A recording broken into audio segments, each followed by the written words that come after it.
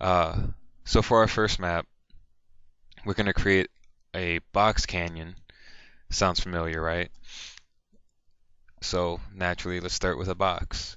To make any shape in 3D Studio Max, just click and drag, and then let go of the mouse button.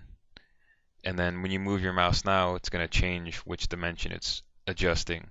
So just find a height you like and click right there. Okay, now I'm rotating around. Nice little box, and you can see in our front view looks like a square, top view looks like a square. When you get into more detailed models, you're really going to need to use all your views. But for now, let's focus here. Uh, One pitfall that's going to hit a lot of early map makers is you don't know how big this box is.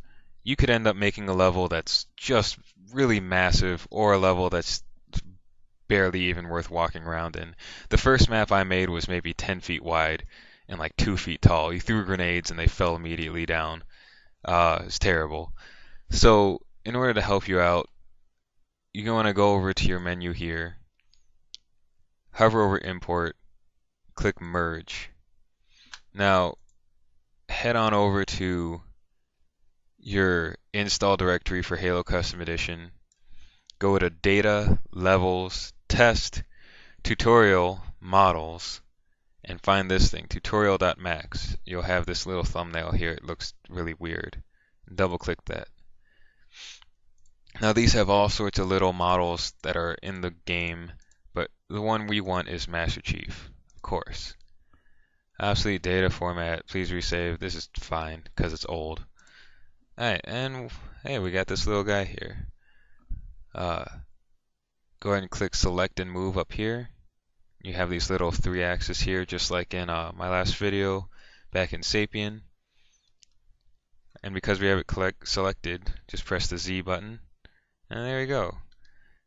Of course, he doesn't look anything like in the game.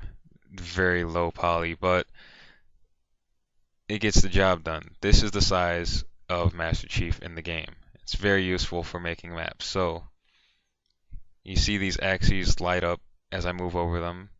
Let's move over this axis. When it lights up, click and drag, and we can move it around. And likewise, when the box lights up, I can move it around in 2 dimensions. So let's put it inside the box. And here we see what I was talking about. This is how big the level would have been inside this little box. This is quite the level, isn't it? It's just massive. I could walk maybe 3 steps in here. So what we're going to do is click on the box, click on select and uniform scale, and make it as big as we want. I'm going to use this view right here. And now you can see it's got a bit more space to it. A bit more playability. Okay. When you're done sizing your level to whatever size you want,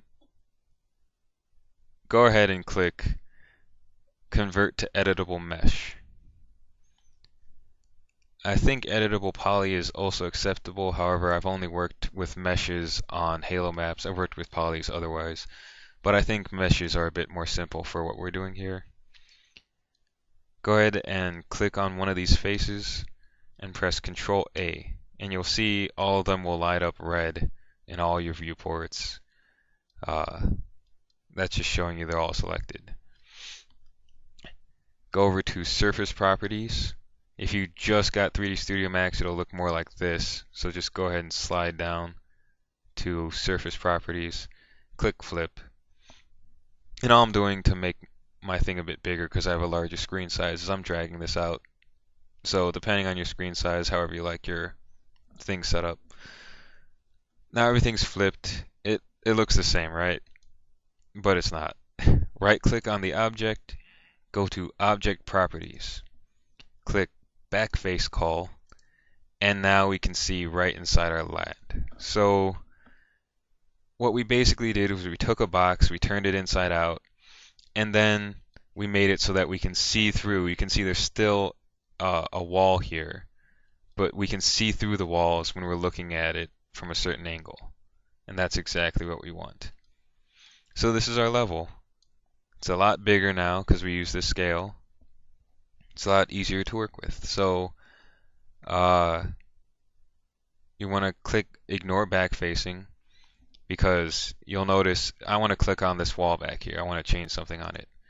It's not lighting up red. That's because there's a wall in between me and that wall. So if you click ignore backfacing, now you can click through anything you can't see, you're able to click through. And that's exactly what we want. Okay. Would you believe we're already halfway done? Go back to create so that you're out of here so that you can click out nothing selected. And you're going to want to create another box. It doesn't matter what shape or size this box is, as long as it's visible and easy to click on. You don't want to make a really tiny box, and you don't want to make a huge box. And you're going to want to name this one frame. What this does is tells the game where the center of your level is.